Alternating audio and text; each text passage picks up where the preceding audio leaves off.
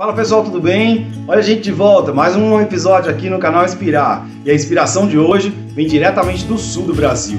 Convidei um amigo, o nome dele é Ed. Ele vai falar um pouquinho sobre vocação, chamado, vai nos inspirar com a sua experiência. Quero te convidar a ficar até o fim deste vídeo e aprender um pouquinho como você também pode cumprir o chamado de Deus na sua vida. Ed, é com você, meu amigo.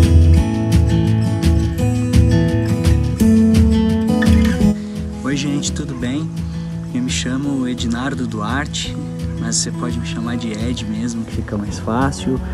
Tenho 37 anos, sou casado com a Lauren, é natural de Canoas, no Rio Grande do Sul, uma cidade que fica coladinho na nossa capital aqui, no sul do Brasil, a cidade de Porto Alegre.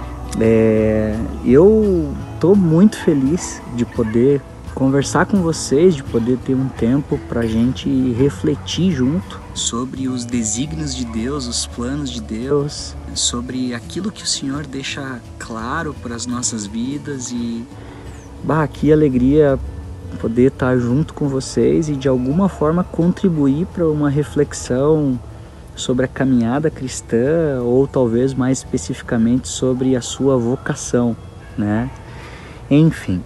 Bom, eu preciso começar pelo começo e eu queria te falar que com 7 anos de idade, ouvindo as pregações do meu avô, o testemunho, o exemplo de vida dele, eu conheci o Senhor Jesus e eu caí às lágrimas diante do Senhor, mesmo sem entender a abrangência daquilo que estava acontecendo naquele momento. Com 18 anos, depois de ter experimentado uma série de questões na minha vida que não agradavam ao Senhor e tomar decisões tolas, né, insensatas, eu me consagrei ao Senhor e tive a grata surpresa de ter um pastor de jovens que olhou para mim e resolveu me ajudar na minha caminhada, resolveu me discipular.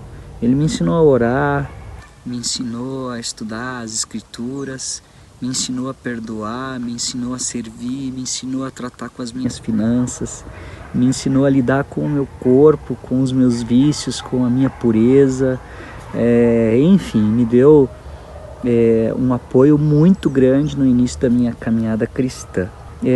Mais ou menos nessa idade também, 18 para 19, eu me formei num curso técnico na área de mecatrônica, fiz estágios nessa área, trabalhei nessa área.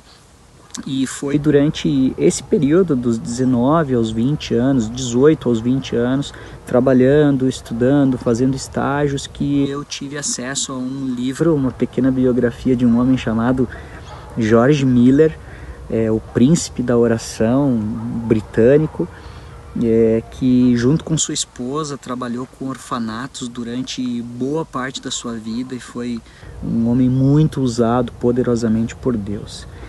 Foi nesse período que eu tive algumas sugestões até da minha família para talvez fazer uma graduação em aviação, talvez fazer uma graduação na área médica, mas eu decidi, eu optei por estudar teologia e me lançar nessa história de Deus, de ser talvez um missionário, um educador cristão, um pastor, conforme o que ele ia me orientar, né? Eu estava caminhando como se estivesse com uma lanterna, eu consegui enxergar um pouquinho para frente e eu estava feliz que a lanterna de Deus, o holofote de Deus ia mostrar para mim a cada passo aquilo que o Senhor tinha para minha vida para frente.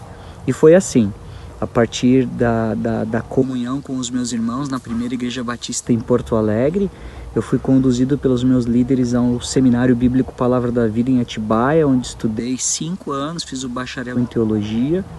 Depois desse período eu fui convidado a retornar e pastorear toda a nova geração, né? Crianças, juniores, adolescentes e jovens na minha própria igreja. Foi uma alegria muito grande, um tempo de aprendizado junto com outros pastores, outros líderes cristãos, um tempo muito, muito, muito especial.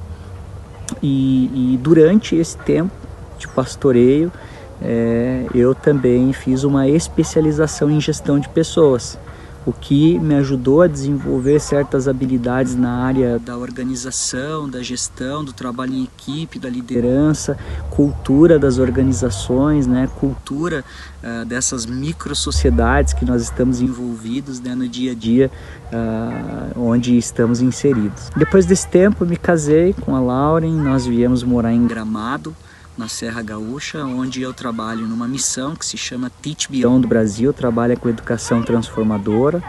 Mais especificamente, eu trabalho na coordenação de ministérios, mas especialmente à frente do Seminário Teológico de Gramado, junto com a nossa equipe. Tem sido um tempo de aprendizado muito grande, desafios que eu jamais pensei que eu teria que encarar, e o Senhor vai concedendo graça, né? A gente vai derrapando, vai caminhando, o Senhor vai concedendo graça nesse dia a dia.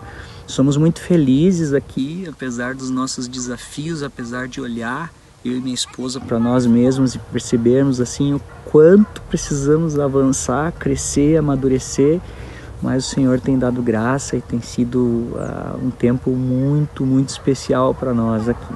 Pensando assim, nessa rápida trajetória, né, de como as coisas aconteceram na minha vida, e a gente não consegue ser exaustivo, né, a gente tem que cortar, editar um pouco da nossa vida quando está contando para outros, mas eu acho que uma das coisas que me ajudou muito a pensar sobre essa questão de chamado, né, de vocação, e não confundir vocação necessariamente com profissão, né, como a gente lida na gestão de pessoas, no meio corporativo, mas pensar em vocação nessa metanarrativa, nessa meta-história de Deus para nós como seres humanos.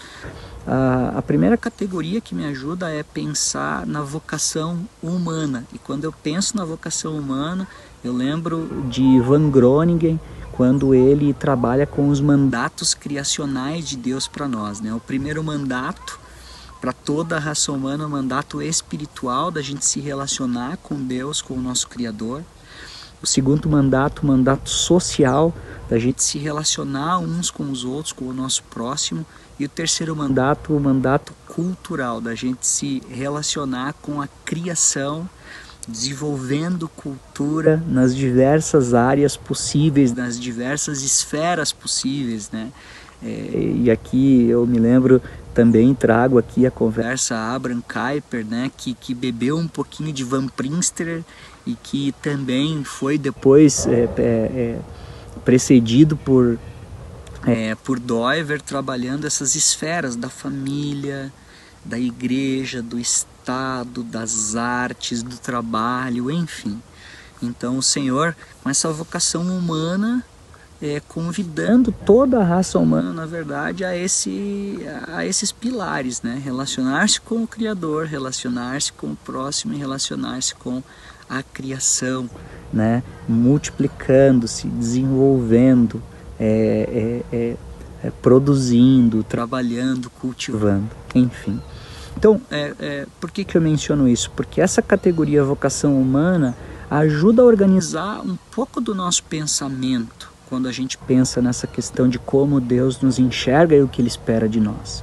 Uma segunda categoria, né, é a vocação cristã. Ela é mais específica, é para quem nasceu de novo, daquele papo lá de Jesus com Nicodemos, é para quem nasceu do alto.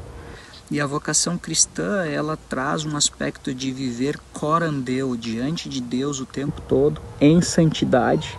Nós fomos chamados, adotados como filhos para vivermos em santidade, para sermos santos e irrepreensíveis, né, na presença do Senhor, para proclamarmos o seu reino através da nossa vida, das nossas palavras, das nossas atitudes, aqueles que ainda não nasceram de novo, e edificarmos os santos, aqueles que já nasceram de novo, com nossos dons, talentos, com a nossa história, com os nossos recursos, enfim, com a integralidade da nossa vida.